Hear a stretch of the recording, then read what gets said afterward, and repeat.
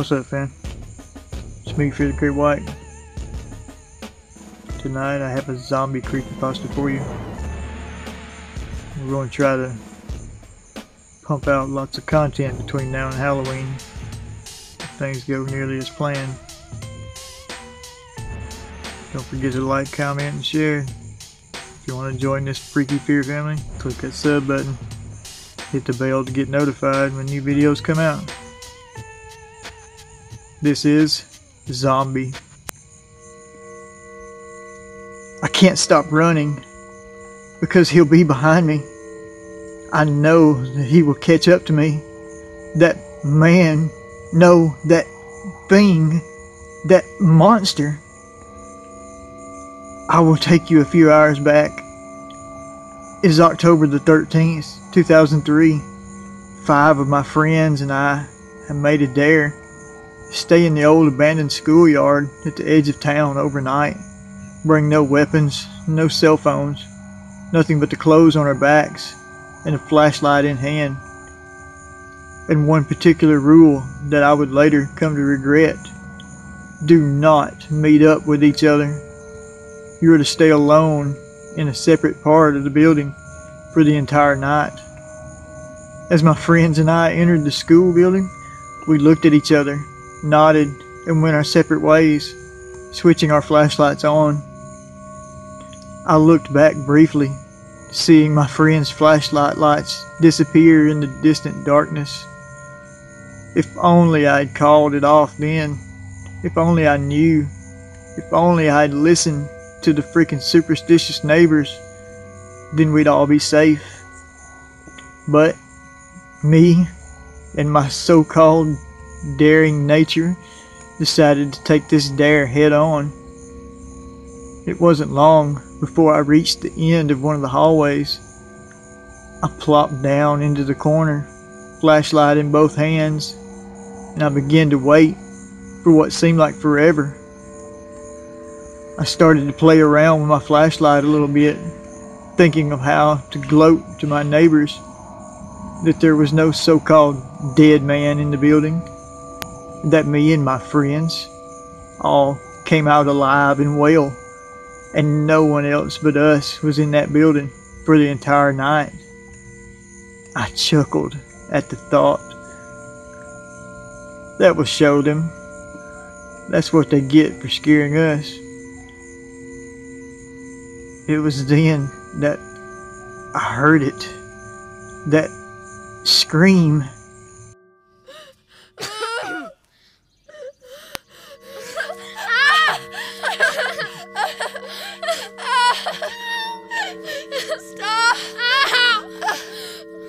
That loud, agonizing scream. No doubt it was the voice of one of my friends in the distance, but it seemed like it wasn't too far off. In normal situations, without any dares involved, a person would immediately jump to their feet and run to the rescue. Not me. I assumed it to be a way of trying to scare me, a way for me to lose the dare entirely. Who do they think they're messing with? That won't fool me, I thought, smiling to myself. As I think back to that time, I regret not running to the direction of the scream. Then, they'd have been safe.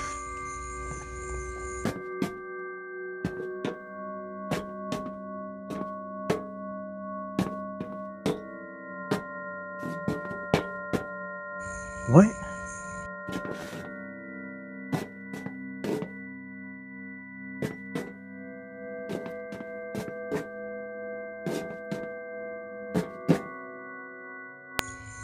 One of my friends again, no doubt in my mind, trying to scare me again, making uneasy noises to make me shake in my boots. It was coming in my direction.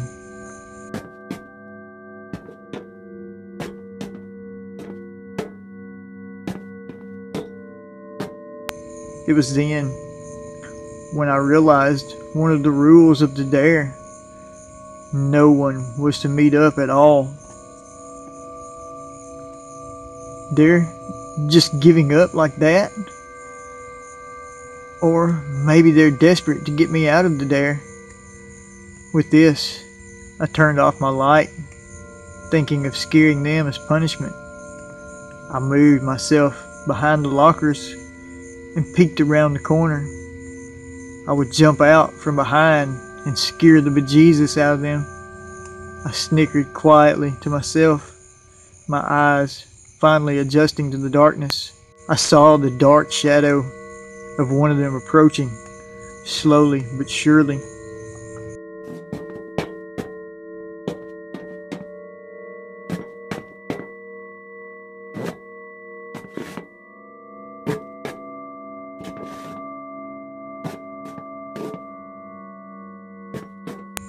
That's right. Come closer. Face your punishment.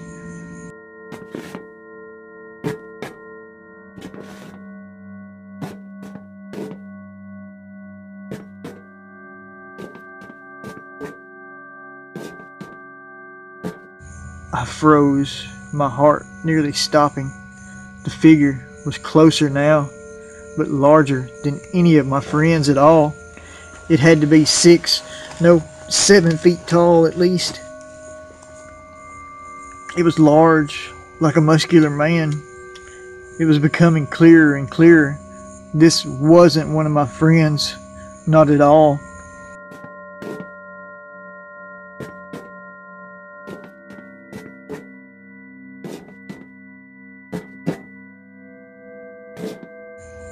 As it drew closer, I noticed something large behind it. It was dragging something human-sized.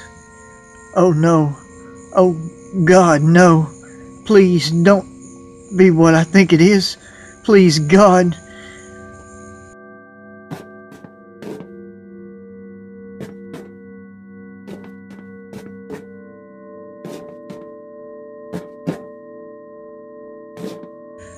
Without thinking, my head slowly looked up at this thing, this large, muscular thing with blood-stained bandages wrapped tightly around its head. The only thing showing was his eye, his horrid, bright yellow eye that looked like it belonged to a deadly predator. Its body completely covered in grotesque scars that almost hid his gray-green skin. It had the body of the man, but I knew this was no human. I jumped, cupping my hands over my mouth to suppress any sort of noise whatsoever. I didn't want to look, but my head moved on its own, looking directly next to me. I held back my scream. It was one of my friends. Well, I could tell from her blood-stained clothes. Both of her arms were twisted in different directions, and what's worse, her face, it was completely caved in to the point of beyond recognition. Her head was completely turned around, as if to have been struck with such force that her neck did a 360. Tears of fear and overwhelming grief flowed from my eyes. This monster killed her and threw her with such force onto the ground in front of him, directly next to me.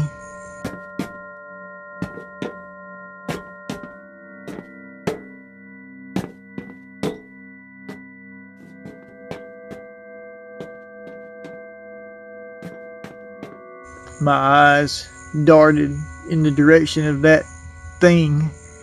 It was walking away, slowly, but I knew that it was going in the opposite direction. I waited until it was gone out of my field of vision to move again. I have to reach the others. If they get caught... I shuddered at the vision of my 4 remaining friends dying at the hands of that monster. So quietly, I set off to another end of the school. It took a while, but I finally reached a narrow hallway, which I seemed to remember one of my friends disappearing to. I walked swiftly down the hall. That stench, that horrible, raw stench of meat. And there it was, the remains of what used to be my friend, splattered everywhere, flattened like a pancake. The ceiling, the walls, the floorboards, covered in blood and human meat. Without thinking, I screamed in terror, falling flat on my back, my white shoes being stained with the blood of my friend. I scrambled backwards on my hands and feet, away from the horrific sight. I stumbled up to my feet and turned around. It was right in front of me, growling like a hungry wolf, ready to strike. His horrid yellow eye fixated on me. I stopped breathing. Slowly, its right arm reached behind its back and grabbed something huge. My only description of what I saw was a 6-foot tall meat cleaver, sharper than anything that I've ever seen, covered in fresh, dripping blood. It lifted the giant cleaver over its head with both hands and swung down with great force. My reflexes caught up with me as I dodged it sideways, hearing it cut clean into the floorboards. Without a second thought, I ran as fast and as hard as I could. I have to get out. Oh God, I have to get out of here. With each doorknob I felt, I stopped and tried to open it, but every one I hit was locked tight, and each time I stopped, I could hear his loud, slow footsteps directly behind me, getting closer each time. So I continued to run, no stopping, no brakes. I couldn't. He'd kill me. Now I bring you back to the present, and I have found it. The exit. I finally found it. I stumble, jumping at the knob of the door, laughing uncontrollably. Finally, I'm free. Damn free. Sweet outside world.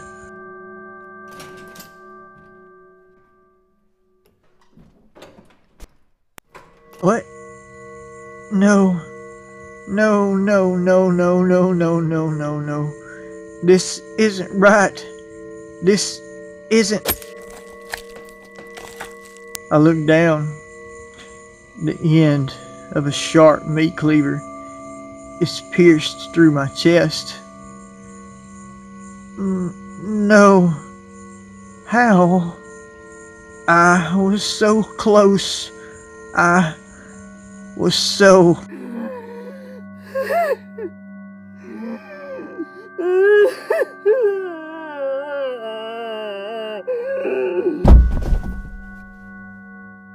Police report, October 20th, 2003.